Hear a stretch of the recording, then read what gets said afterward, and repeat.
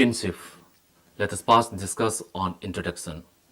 Kinship is one of the important aspects of social structure and one of the basic principles for organizing individuals into social groups, category, and genealogy.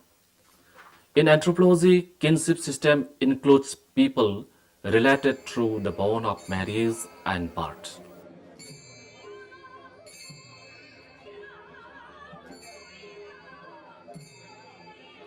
Marriage establishes social recognition of copulation, which is the basic need of life.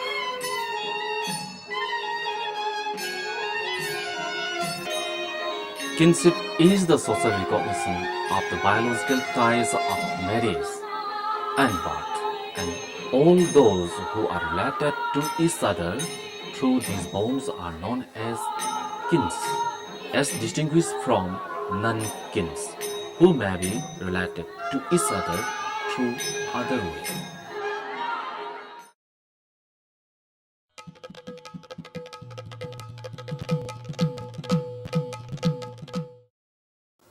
Regarding the types of kins, it can be said that the body of kin who are recognized by one man will be different from those recognized by any other. The kindred are the individual's world of kins and cannot form a continuing element in the structure of society.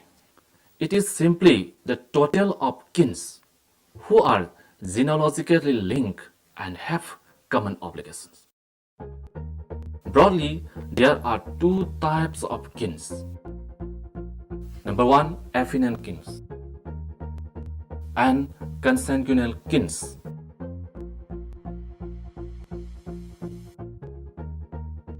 Affinal kins, people who are related to each other through marital relationships are called affinal kins or affines.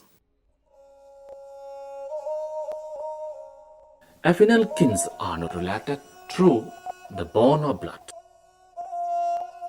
The kind of bond between spouses and their relatives on either sides which arise out of legally defined marital relationship is known as affinal kinship.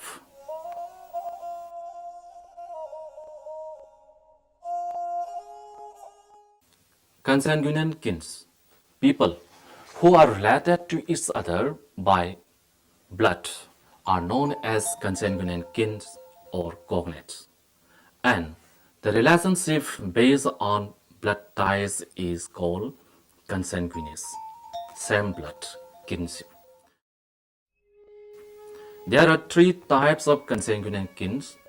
They are lineal kins, who are the direct descendants of common progenitors in a vertical line. For instance, grandfather, then father, son, and then grandson.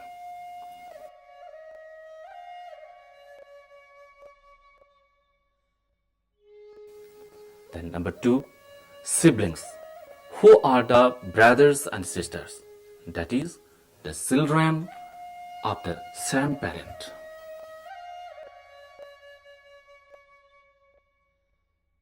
And next, collateral kins, who are not related in a single line and are related indirectly through a linking relative, such as father's brother or brother's daughter.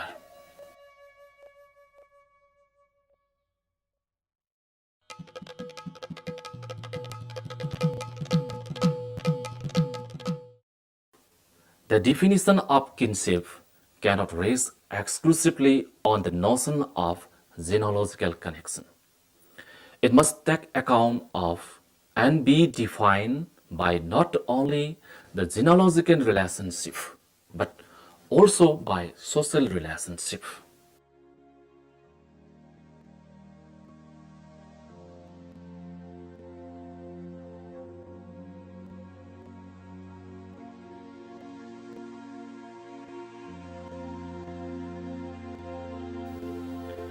In many societies, the identity of genitor is not posited and seems quite unnecessary.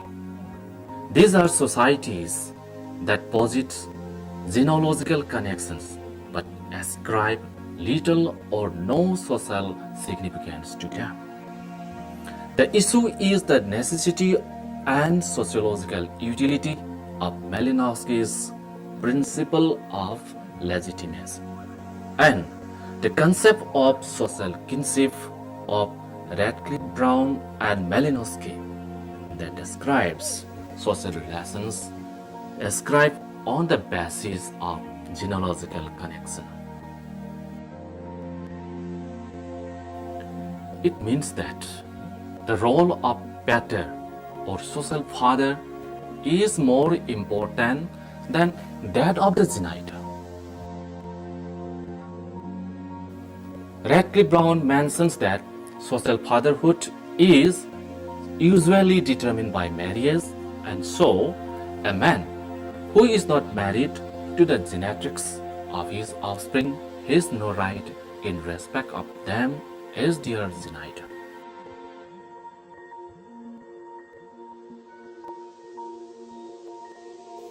And if the genitrix is married to another man, that man is entitled to claim the offspring as his own for any and all social purposes.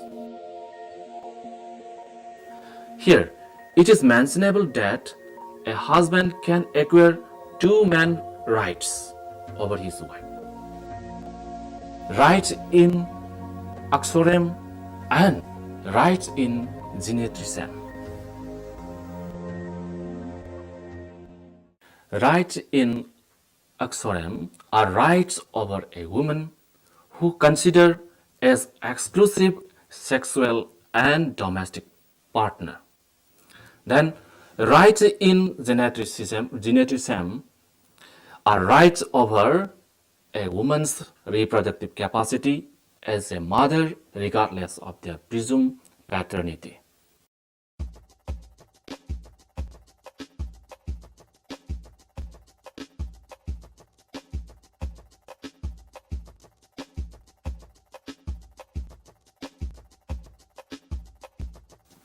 Among the Nuers of Africa, a remarkable kind of consanguinal relationship is established through which a child belongs to the lineage of the man who holds the rights in genetricem over his genetrix, whether or not he is presumed to be the genitor.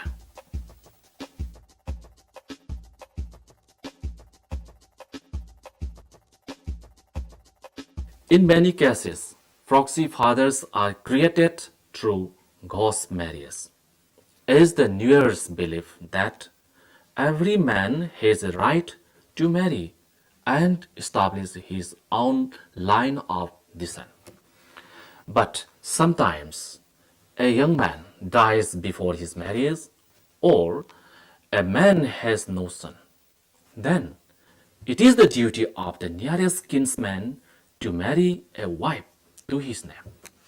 The children of this marriage will be considered as that man's children, and a kinsman will have to make a ghost marriage. A ghost family consists of the ghost, that is pater, his wife, their children, and the kinsman, that is genitor. Among the Meitei of India, there is a kinship system having a peculiar kind of agnatic pulse known as Sairuktinaba. The Meitei has 7 exogamous patrilineal clans which are again divided into lineages and sublineages. Sairuktinaba groups are not included in these divisions of descent groups. It points to the common reference of different descent groups because of rights in genetricem to an ancestor.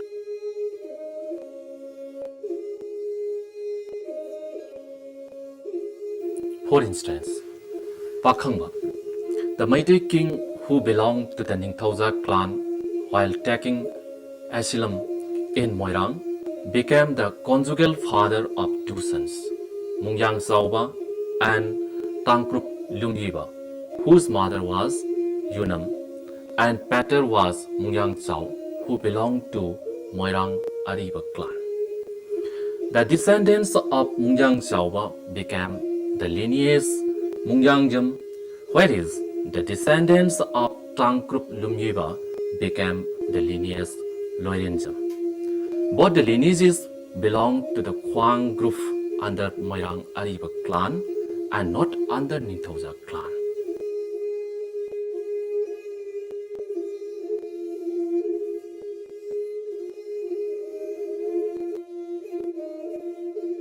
But the members of Kwang group and Ningthauja clan are prohibited to intermarry, thereby lingering the incestuous relationship between the two descent groups because of their common apical genitor. This norm of kinship relationship is expressed as Sairuk Dinaba.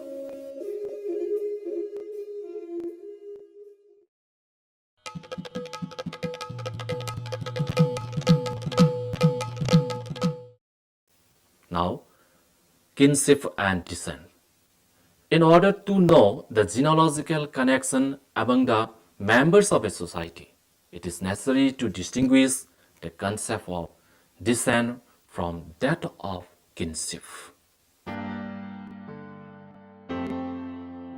In kinship system, egocentric systems of social identities and statuses are described, whereas descent system is ancestor-oriented. Portes distinguish between descent and filiation. The former is the relation between a person with his ancestors, among whom the nearest one is a grandparent, while the latter is the relation of a person with his own parents. Whatever it may be, only blood tie is counted in descent system.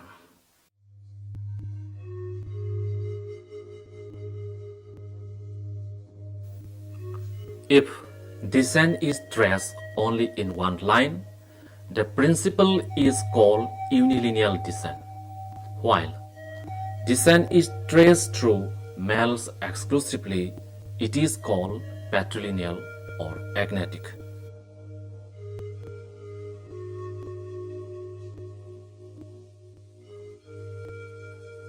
And if it is traced exclusively through females, it is called matrilineal or uterine.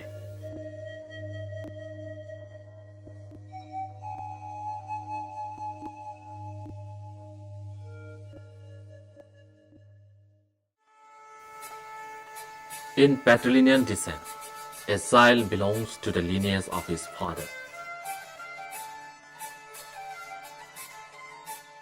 Because of his relationship through his father, a man has a claim on the productive resources of the lineage not only for his own subsistence, but also for special needs, such as the payment for his marriage or payment for compensation for a wrong done by him to a member of another lineage, etc. His rank as a king or noble or commoner is ascribed by his lineage membership. He also has certain obligations by virtue of his memberships in the particular descent group.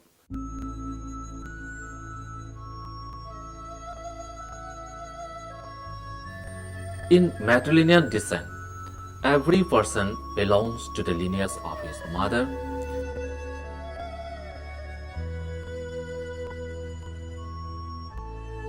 The Ashanti of Ghana,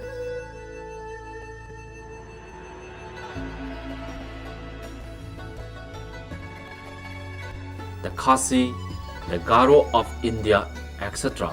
have the matrilineal system of consanguinity.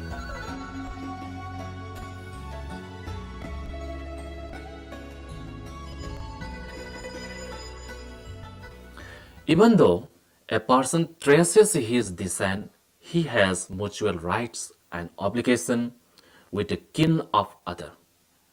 There is an important matrilateral kin in patrilineal society and of patrilateral kin in a matrilineal society. Lateral means on the side, linear means in a line. This egocentric category of kin, beyond the descent category of kin, is known as complementary filiation.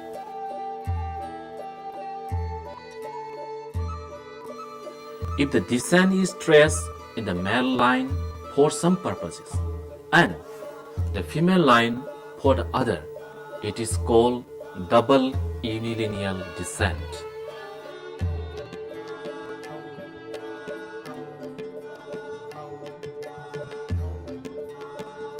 Among the Zago of the Cross River in the east of Nigeria, where this kind of descent is prevalent, a man inherits land property through the patrilineage.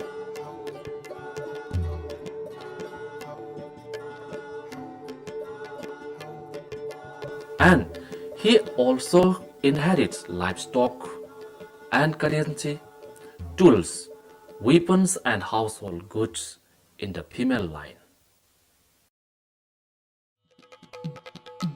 Another form of descent is bilateral or umbilateral descent that allows a person to choose his descent either in the father line or in the mother line, but not in both lines.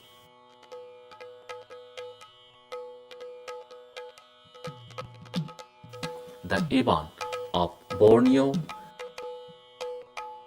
the Maori of New Zealand trace descent through the bilateral system.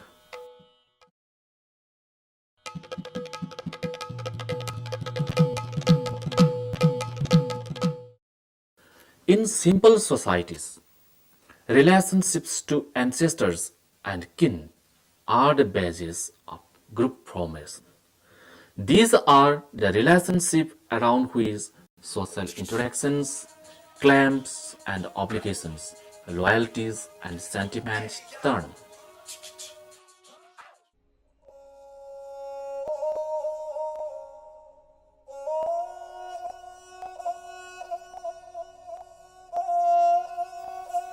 Social structures in these societies are structures of relationships of such kin-based groups. In such societies, statuses are ascribed and a man's place in society, his rights and duties, and his claim to property largely depend on genealogical relationships to other members. Thus, loyalties to kin supersede all other loyalties. Kinship is the half of the entire social organism. Psychologically, kinship refers to the feelings of oneness among certain individuals simply because they are of the same blood. The sense of security lies at the fountainhead of kinship. In such kinship, bonds are the most fundamental and original of all bonds. Kinship does not die out in history. It survives in the present era.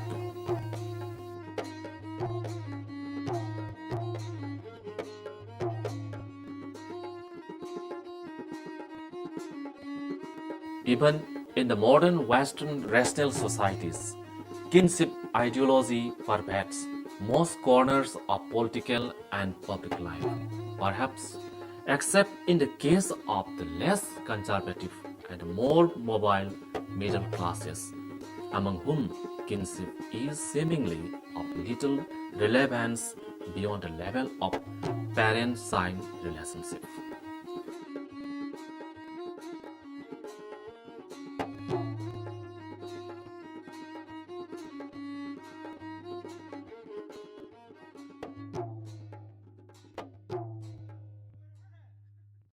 And in noble families, The length of genealogy has been a measure of relative prestige. Robin Fox concludes the point while saying, thus, even our relatively kinless society cannot throw off this slowly accumulated, almost innate wisdom of the blood.